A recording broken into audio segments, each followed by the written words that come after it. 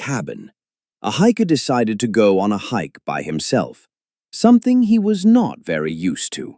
The whole day had been normal.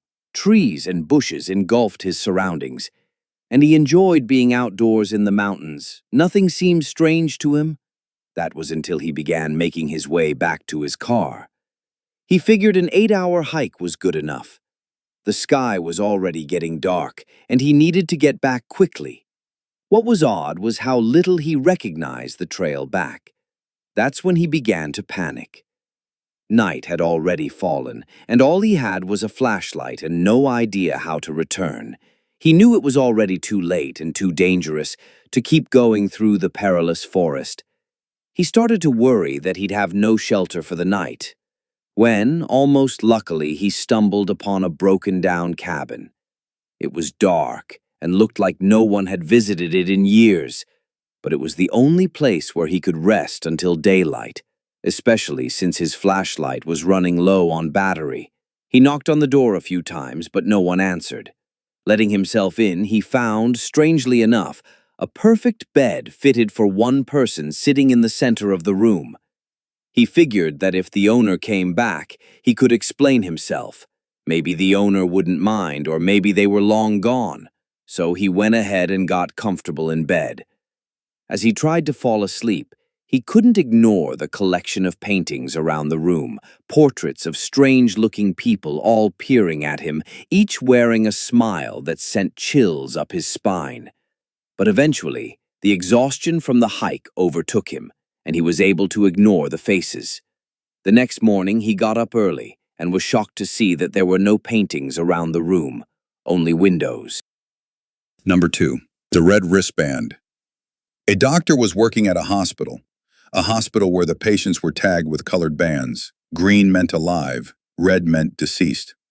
One night, the doctor was instructed to get a few supplies from the basement of the hospital. He headed to the lift. As the lift doors opened, he saw a patient inside, minding her own business.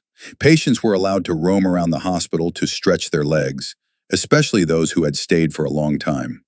The rule was to be back in their rooms before 10. The doctor smiled at the patient before pressing the button for the basement. He found it unusual that the woman hadn't pressed a button herself. He wondered if she was heading to the basement too. The lift finally reached the floor and the doors opened. In the distance, a man was limping toward the elevator. In a panic, the doctor slammed the button to close the doors. They shut just in time, and the lift began to ascend, the doctor's heart pounding. "Why did you do that? He was trying to use the lift," the woman said, annoyed. "Did you see his wrist?" the doctor asked. "It was red. He died last night." "I would know, because I did his surgery." The woman lifted her wrist. He saw red. She smiled. "Like this one?" Number 3. Alone. I don't even know why I'm writing this. I can post this in a million different places, it won't matter. There's still nobody there to read it. Nobody left to hear my story. Yet this might be my last chance to do this, so I will.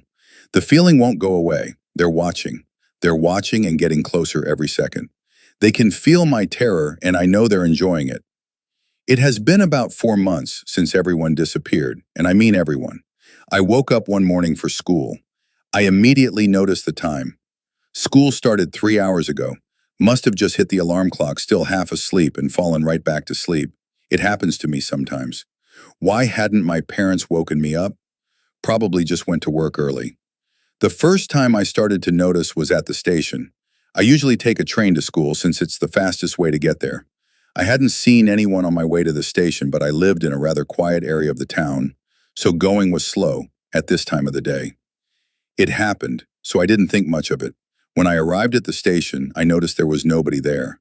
It was odd. There should have been at least a few people waiting for the train, even at this time of the day. I shrugged it off as an exceptionally slow day.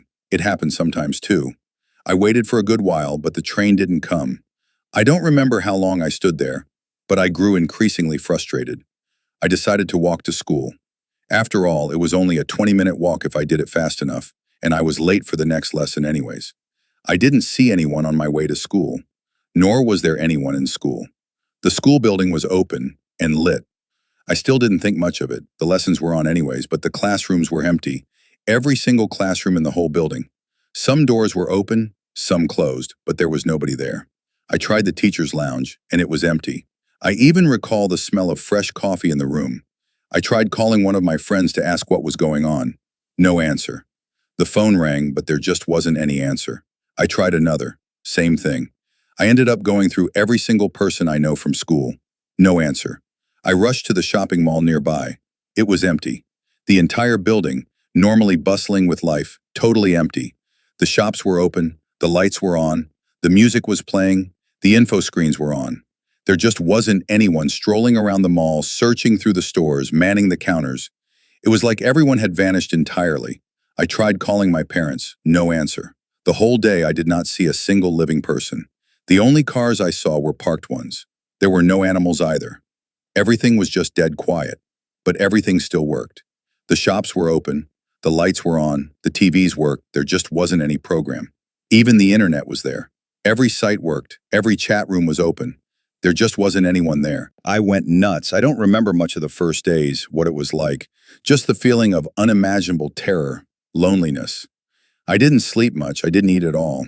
I just sat around my house, waiting for someone to come home, for someone to call me, to hear a car drive past, waiting for the dream to end. It never did. I eventually gathered myself. I told myself nobody was coming and I had to get up and at least eat. And eat I did. I ate everything I could find, had the date expired or not. I ate and cried. I was alone. There was no sign anywhere that there'd be a single living person anywhere else in the world. No TV channels showed any program. Some just showed the same news screens over and over. Nothing in the internet updated. Nobody ever logged in anywhere. Nobody answered the phone. Yet everything just kept working. The power never went out. The lights were always on. The traffic lights worked. The stores were open. Music played where it had always played. But everything was still empty. I eventually grew accustomed to it. It took a while, but I started going out. At first, I tried visiting friends, look for people, anyone. I soon gave it up. Before long, I realized that I need more food than what we have at home. I started looting grocery stores, just what I needed at first, then went to home and ate it. Before long, I started looting other goodies, candy, drinks. Maybe a month was gone, and I had come to terms with my life and the fact that there was nobody else in the world. So I made the most of my life. I started having fun, the kind of fun you'd imagine doing if you had the whole world for yourself for one day. I pillaged through every store I could think of, stole everything I could get my hands on. I slept at beds in furniture stores. I played games with the biggest screens electronic stores had. I broke every fine piece of china I came across. I rampaged through malls, leaving behind a trail of destruction. I missed my old life, but made the best of this one. It was maybe a month ago that he appeared. I was relaxing back home, listening through some albums I had brought home with me, when I suddenly heard a strange noise from outside. I can't really describe it well. It was like something called for me. I'm not even sure I really heard it, I just felt it. What I saw outside scared the life out of me. Someone, something. It was the shape of a man, yet it was somehow wrong. It was entirely black. No, not just black. It seemed to suck the very light from the air around it. There were no features to be seen. No clothing, no hair, no facial features. It was just a black mass I somehow knew was something like a man. I couldn't stare directly at it, yet I couldn't take my eyes off it. Every second I stared at it, it came closer, yet it didn't move. Every second I felt I got dragged closer to it, yet I stayed where I was. The only feature I could recognize was its eyes. Two green, shiny dots I knew were its eyes. I knew it because no stare has ever been so piercing, so paralyzing, so dreadful. It felt like the stare itself sucked the very life out of me. It spoke to me, not with words, not with signs or gestures. I just looked at it, and I knew what it said. You're not supposed to be here. I woke up. A day had passed, maybe two. I can't remember for certain. I woke up screaming, sweating from my own bed. It was a dream. It had to be. I was alone. There was nobody else in the world. How could it have been anything other than a dream? I went on. At first, the dream kept bothering me. It felt so real. Was it? No, it couldn't have been. With the days, the memory started to fade. The moment started feeling more and more dreamlike, so I thought nothing of it. I even laughed at myself for thinking it was anything else. Yet, there was a constant feeling of pressure in the air. It was like a coming storm that never came. Sometimes I barely noticed it, sometimes I couldn't even think properly because of it. Yet, I went on living. Today it happened again. The feeling. It called to me while I was drifting to sleep. It called to me, told me to come to the window. I was too afraid to move. Yet still, my legs slowly took me there. An unimaginable feeling of dread and despair came over me. Tears flowed from my eyes as my feet unwillingly took me to the window. There was nobody there. The street was as empty as always, yet the feeling did not go away. I felt like there were a million eyes focused on me alone. They were there. They were staring. They spoke. "We have come for you." That was 2 hours ago. The calling stopped. The staring didn't. I'm writing this now because I know it's the last time I can. They're drawing closer by the second. I'm not even sure why I'm writing this. Maybe there's someone else like me in some corner of the world. Maybe someone can read this. I don't care. I have to tell someone. They're here.